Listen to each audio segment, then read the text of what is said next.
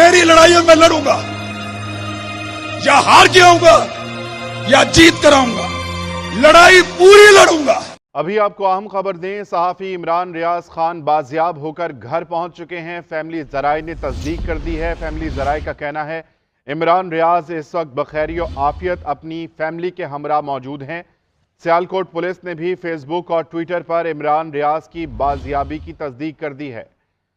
सहाफ़ी इमरान खान बाजियाब होकर घर पहुंच चुके हैं। फैमिली ज़राए का कहना है कि इमरान रियाज इस वक्त खैर आफियत अपनी फैमिली के हमरा मौजूद हैं। इसी बारे में मजीद तफसीलात जानते हैं नुमाइंदा GNN उमर सईद हमारे साथ मौजूद हैं। उमर सईद, बताइएगा, फैमिली ज़राए और पुलिस की जानिब से तस्दीक की जा रही है कि इमरान रियाज अपने घर पहुंच चुके हैं, आपके पास क्या डिटेल्स हैं?